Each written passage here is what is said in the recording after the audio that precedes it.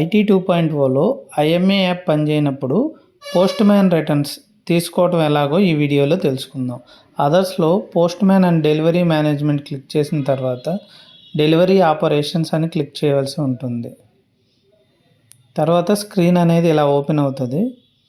కిందకి స్క్రోల్ చేస్తే invoice pending returns ఇలా కనిపిస్తుంది కదా.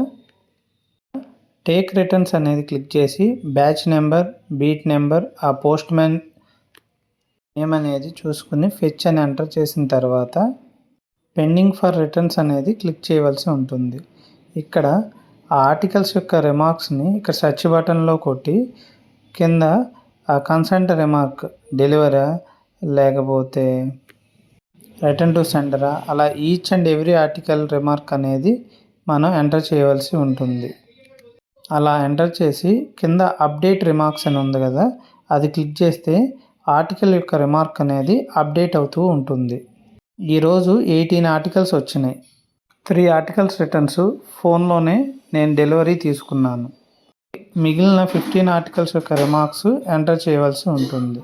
అలా ఎంటర్ చేయగానే అన్ని రిమార్క్స్ పక్కన పెండింగ్ ఫర్ కన్ఫర్మేషన్ అని ఉంది కదా, అక్కడ ఆర్టికల్స్ అనేవి పెరుగుతూ ఉంటున్నాయి. అవి రిటర్న్ ఆర్టికల్స్. అవి మొత్తం సరిచూసుకొని అన్ని చెక్ బాక్స్ దగ్గర క్లిక్ చేసి కన్ఫర్మ్ రిటర్న్స్ అని క్లిక్ చేయవలసి ఉంటుంది. Returns confirmed for the selected articles అని వస్తుంది. రిటర్న్స్ తీసుకున్న తర్వాత సబ్మిట్ అకౌంట్ చేయవలసి ఉంటుంది.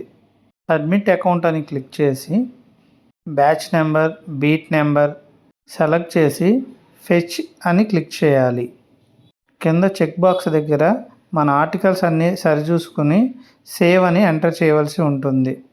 సబ్మిట్ అకౌంట్ ప్రాసెస్ సక్సెస్ఫుల్లీ అని వస్తుంది. అంతే friends. Thank you for watching ABJ post channel.